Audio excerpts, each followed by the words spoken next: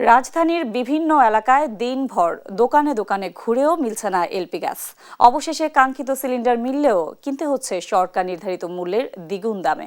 এমন ভোগান্তি নিয়েই কাটছে রাজধানীবাসীর নিত্যদিন। খুচরা ব্যবসায়ীরা বলছেন, কোম্পানি সরবরাহের কথা দিলেও দিনের পর দিন আটকে থাকছে পণ্যবাহী গাড়ি, ফলে বাড়ছে সিলিন্ডারের দাম।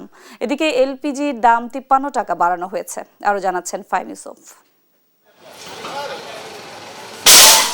রাজধানী থেকে হুট করেই উধাও লিকুইড পেট্রোলিয়াম গ্যাস বা এলপিজি, আর যা আছে তার দাম আকাশ ছোঁয়া। সরকারি হিসেবে ১২ কেজি সিলিন্ডারের দাম নতুন করে ৫৩ টাকা বাড়িয়ে করা হয়েছে ১৩০৬ টাকা, অথচ সেটি এখন বিক্রি হচ্ছে ২৪০০ থেকে ২৫০০ টাকা পর্যন্ত। সকাল থেকে রাত সিলিন্ডার গ্যাসের খোঁজে দোকান থেকে দোকান ঘুরছেন ক্রেতারা। কোথাও নেই গ্যাস, আবার কোথাও থাকলেও চাওয়া হচ্ছে সরকারি দামের চেয়ে ১০০০ টাকা বেশি। এতে বিপাকে মধ্যবিত্ত ও নিম্ন আয়ের মানুষ। সকাল আসছি, দুপুর আসছি, বিকাল আসছি, ৩-৪ দিন ধরে আসছি গ্যাস নাই, গ্যাস দিতে পারে না। টাকা হইলো গ্যাস দিতে পারে না। প্রতি সবাই একটা গ্যাস, এদের গ্যাস এখন শেষ হয়ে যাচ্ছে। গ্যাসের মনে এখন ২২০০-২৩০০ টাকা গ্যাস চাই, কিনে তো আর দোকান চালানো সম্ভব না।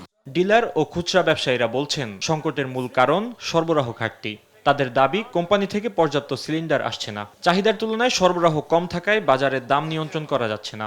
বর্তমানে সরকারের আমলে আমাদের এলপিজি রেটটা খুব ভালোই ছিল, কোনো গ্যাস বাড়েনি, সুন্দর মতনে চলতেছে ব্যবসা, কোনো ক্রাইসিস সংকট হয়নি।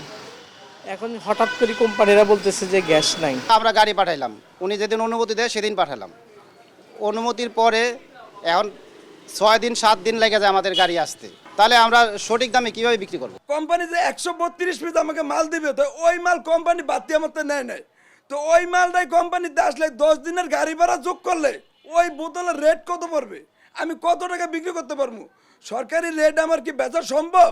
বাংলাদেশ এনার্জি রেগুলেটরি কমিশন প্রতি মাসে এলপি গ্যাসের দাম নির্ধারণ করলেও বাস্তব বাজারে সেই দামের প্রতিফলন নেই। সরবরাহ স্বাভাবিক না হলে আর কার্যকর নজরদারি না থাকলে এই ভোগান্তি আরও বাড়বে বলেই আশঙ্কা সংশ্লিষ্টদের। ফাহিম ইউসুফ, দেশ টিভি, ঢাকা।